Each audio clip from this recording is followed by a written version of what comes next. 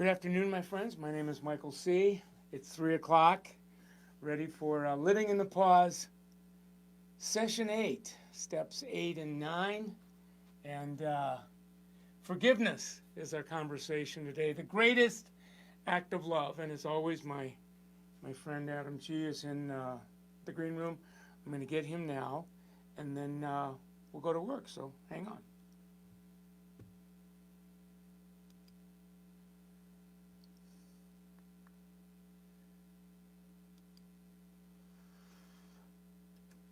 Hi, Adam. Hi. How are you? I'm having a terrific day. Oh, good. Just getting us teed up here. Here we go. We're in the game. Good Nice. to see you. Good to see you too. Well, we were chatting a little bit about our conversation today, and chatted enough that I'd like you to get us started on Session 8. Sure. What a gift this is to be in conversation with you about all these steps and connecting it to our practice, which still feels new to me, centering prayer. So I like to tell this story to underline what's at stake here with steps 8 and 9. Friend of mine who had struggled for years with credit card debt made this insightful observation. As long as he had debt, not only was he living in the past, but he had a hard time living fully in the present and found it nearly impossible to imagine a happy future. As Carl Jung points out, and Bill W. agrees, if I am to live usefully and happily whole, I must have a vital spiritual experience. And there is simply no way for even the idea of God to enter when I am dominated by thoughts about my past. So this is big, important stuff. And I'm this week chewing on all of this. And then in this book, Divine Therapy, talking about making amends, Keating quotes Saint Therese of Lisieux, who taught, what is most important is love, not the difficulty of the action. This really stuck out to me. The conversation had wound its way from self-honesty through secret motivations of the unconscious to centering prayer, helping us release old defense mechanisms. But what Keating focused on was the many small acts of love that are required in going through these steps over and over again. No, I love that. And what came up as I was listening is I think, and I'll ask you this, but one of the principles behind either the 8th and 9th step is love. And I've heard it stated a lot of different ways. Forgiveness is the greatest act of love.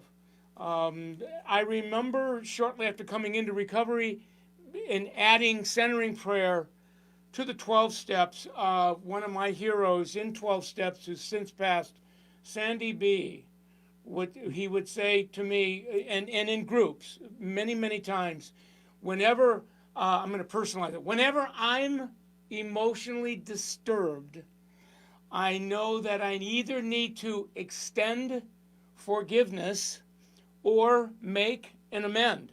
And to me, that they're coupled. To me, that is the essence of the 8th and 9th step.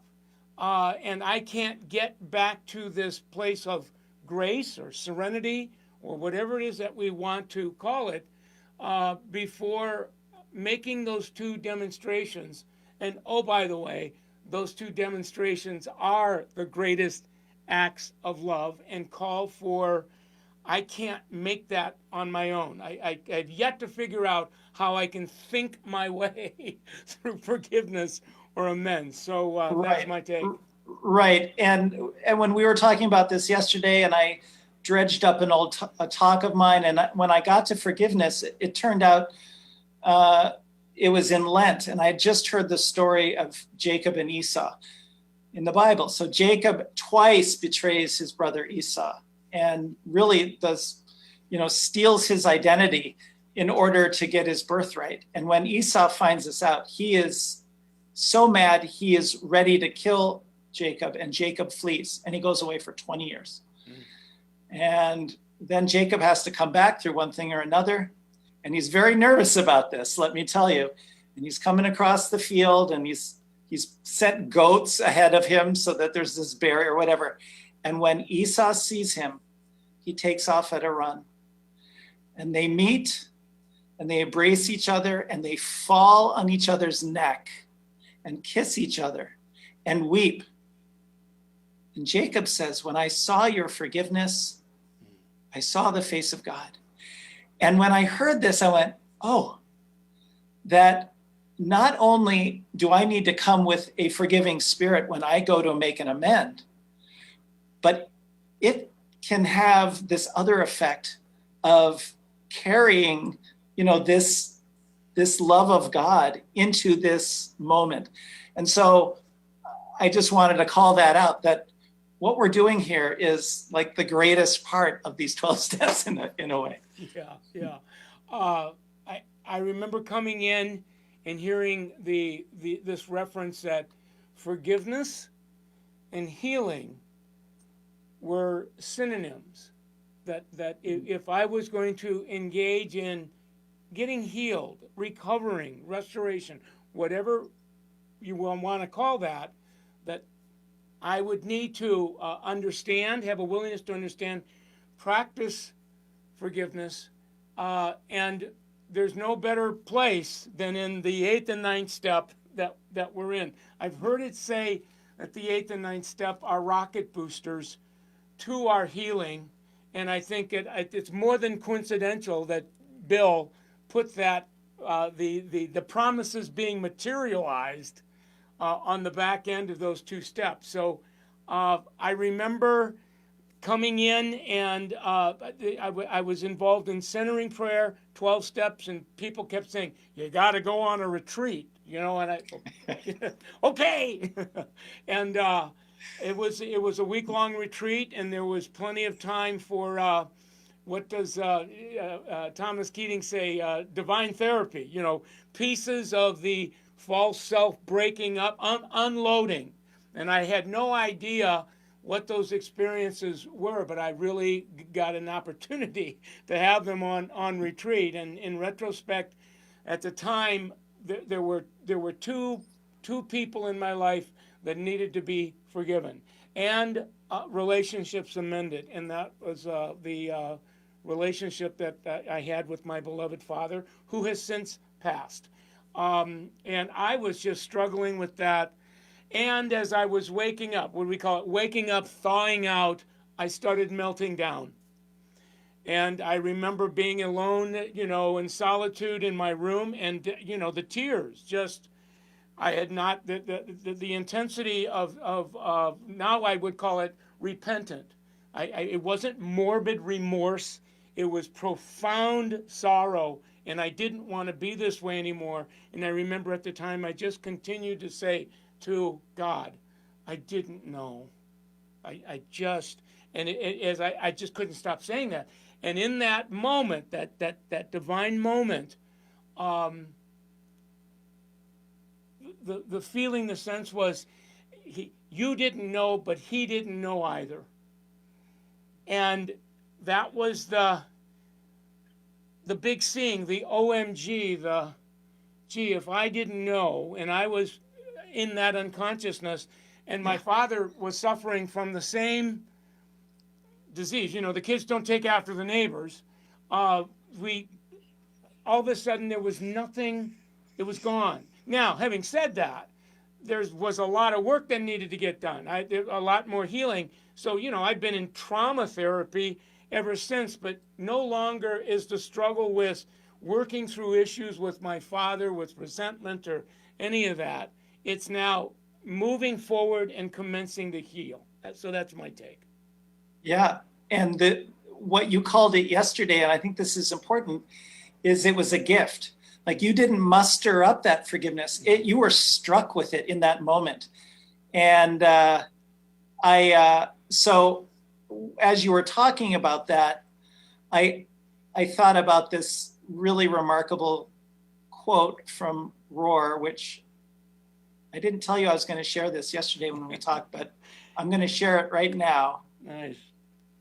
And oops, I did it again. All right, I'm going to stop the share. I want this to go right here. All right.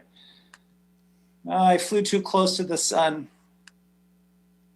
All right, let's try this again. There we go. So Roar says this, and I was so reminded of it when you told your story. I think forgiveness is the only event in which you simultaneously experience three great graces: God's unmerited goodness, the deeper goodness of the one you have forgiven, as you were talking about, realizing your father was also acting unconsciously, and then you experience your own goodness too. That's the payoff. There's nothing else quite like it for inner transformation. So these three great graces that are present in this all-in-one moment. So when you were sharing that story and kind of the gift of forgiveness and being hit, that it really connected you with yourself, but all the people that you would give amends to. So we also talked yesterday about what I called the letting go pathway that we've been on since we started talking about 4. So I'm just going to recap quickly. So 4 and 5 is the awareness part. And the awareness is my disturbances are the result of me, not you. 6 and 7 is acceptance. I cannot heal myself. I cannot muster forgiveness. At my core is basic goodness. And it's from there that God will heal me. So that acceptance comes in. And what is the action? In 8 and 9, I have to be willing to speak the truth of who I have been. First, I do it with a sponsor in 8, make sure that I'm firing on all cylinders, and then to the harmed person in 9. So I like to always remember, just like we can't heal ourselves in 6 and 7, we can't muster forgiveness in 8 and 9. The healing and the forgiveness are gifts that come the more we let go of our resentments, selfishness, and fears. And centering prayer is literally the practice of letting go. I am residing in letting go when I'm doing centering prayer. My Al-Anon sponsor says to me sometimes, Adam, you need to reside in letting go. And I was like, I know how to do that. Opening to God's presence and healing. Yeah. I remember this part chatting with you about it yesterday. And the OMG was, you tied the 3 A's into, 4, 5, 6, 7, and 8. The awareness 4 and 5. Yes, that happened to me. 6 and 7, the acceptance part. That happened to me. 8 and 9, the action, the ultimate demonstration, the greatest acts of love. And frankly, that's what keeps me in this conversation. There's never a time that I don't engage in this conversation where I can find the experience of what people are talking about. I can find it in my experience in recovery, and that's one of those, oh my God, that's so true. And that truth is self-evident. The other thing, 2 other things I wanted to say, Adam, and that is, you said a few minutes ago, struck by forgiveness. Remember saying that? Yeah, I do. And what came in my mind is coming into recovery and getting onto the literature, etc. That frequently there are these descriptive words, suddenly, all at once, struck by. And that's what happened in that moment on retreat when I was hit. That's the spiritual experience that we all engage in talking about. And then suddenly, all at once, it's done. I didn't think that through. That's the gift of grace. And then the last thing I wanted to say was that you said, we sit down with our sponsors in 8 and kind of get prepared for that, to engage in that conversation. And somewhere in that, I don't know if it was you and or other people, but when I began to realize there was a difference between an apology and an amend, and that difference is in intention. That when I'm apologizing, whether I'm conscious of it or not, my intention is, I hope I get you to change your mind about me. Right. Where amend is, no, I want to heal through making a demonstration to you, and somewhere in that process, I am changed for good. And if my relationship with you is ongoing, then we'll both be a beneficiary of that healing. If not, I know that the book is closed and we both get on to the next chapter of our life. So that's my story. Yeah, I love it. And, as Rory says, this process, we're letting go of our cherished images of ourselves, and that's really the way to God.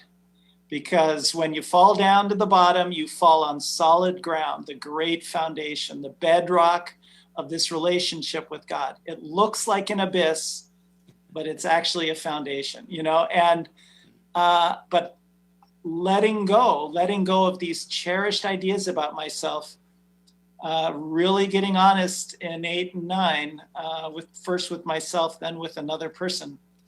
This becomes the foundation for my new spiritual life. I love it. I remember the term I heard on was not only bottom, but rock bottom moments. That are that's the bedrock where it starts. And I remember before hearing it, it's I know rock bottom moments, but I don't want to go there. It hurts too much. And now it's an experience that is really excruciatingly wonderful. And you've heard me use that. Yeah, we talked about that last week. How important it was to stay with, to recognize, accept that it's suffering, but now we've got somewhere to go with that. So. Wonderful. Yeah. Well, this is great. We must be building a rhythm because we're getting the conversation inside of a great window of time. So this was glorious. Love it. So what's up? Are we going to continue and show up, suit up and show up next week for 10, or how do you want to play that? I'm going to talk to my sponsor about it. You talk to your sponsor and we'll sort that out, okay? All right. Well, good. It's good to see you. I love you a lot. I'll see you tomorrow in class, and have a good evening. Love you, Michael. Love you too, bud.